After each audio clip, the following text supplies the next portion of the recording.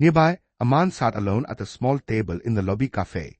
He was reading a newspaper and drinking tea. Nobody recognized him, and he wasn't trying to be noticed. That man was Bruce Lee. He was waiting for a meeting, minding his own business, when 5 men walked into the hotel. The first one was Vincent Moretti. For 4 years, Vincent had turned this hotel into his personal source of income.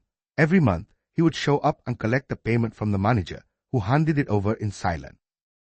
Morning, he approached the young receptionist and casually mentioned her mother by name. She understood immediately. "You know what day it is, right?" he said. "Don't make me ask twice." Her hands trembled as she reached for the cash drawer. Samuel watched this happen from across the lobby. He had witnessed this scene many times before. For years, he had kept quiet, just like everyone else.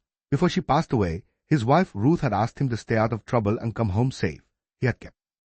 Samuel left his post, crossed the lobby, and stepped between Vincent and the receptionist. "Leave her alone. She's somebody's daughter."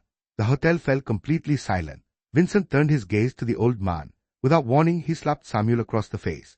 Samuel fell onto the marble floor. 40 people watched. Nobody moved. Vincent bent down, tore the nameplate off Samuel's uniform, read his name aloud, and let it drop. The badge hit the floor and slid across the lobby, stopping right. Everyone expected him to walk straight toward Vincent. He didn't. He walked past Vincent and his men, knelt beside Samuel, helped him up, straightened his uniform, and placed the nameplate back on his chest. Samuel looked at him with worry. "Son, are you sure about this?" Bruce spoke quietly. "He had no right to take something you earned." He then turned to face Vincent and his men. "Leave. There's no need for violence." Vincent's men started laughing. "Sit down, T-man," Vincent said. "Finish your cup and I'll pretend never saw your face." But one of his men wasn't laughing. Danny was only 20 years old. He'd been in enough fights to recognize when someone was scared, and this stranger was not.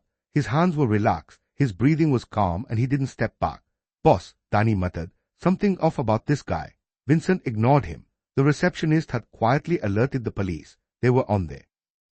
Vincent stepped closer to Bruce and lowered his voice. "Walk out that door and nobody else gets hurt. But if you raise a hand against me after you're gone, I'll come back for every one of them." Bruce looked around. He saw Samuel, the receptionist, the bellhop, and all those people who had been living under the same threat for years. Then he walked back to his table, picked up his teacup, and placed it on the counter in front of the receptionist. "Please, watch my tea. I'll be right back."